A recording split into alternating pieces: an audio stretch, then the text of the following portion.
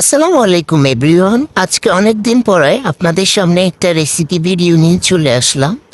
আশা করি আপনাদের ভালো লাগবে। সবার কি অবস্থা, কেমন আছেন?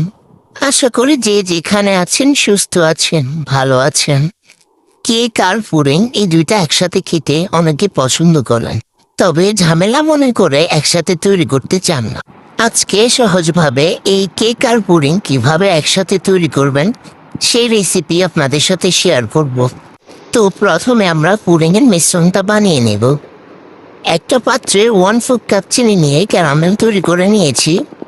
আর একটা বাটিতে 2টা ডিম 1/4 কাপ চিনি নিয়ে ভালোভাবে মিশিয়ে নিয়েছি। আগে থেকে জাল করা ঘন দুধ নিয়ে নিচ্ছি 1 কাপ। আর 1/4 চা চামচ নিয়ে নিচ্ছি ভ্যানিলা এসেন্স।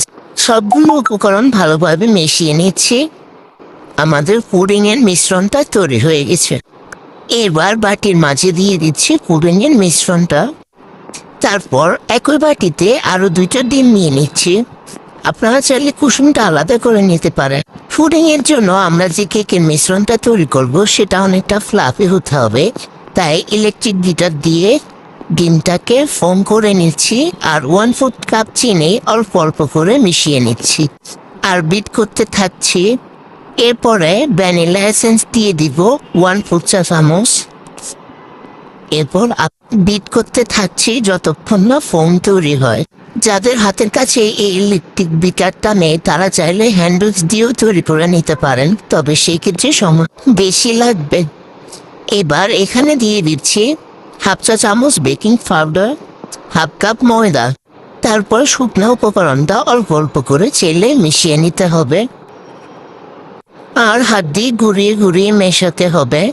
প্রথমে যে পাশ থেকে ঘুরাবেন পুরাটা ময়দা ঠিক একই পাশ থেকে ঘুরিয়ে ঘুরিয়ে মিশিয়ে নিতে হবে।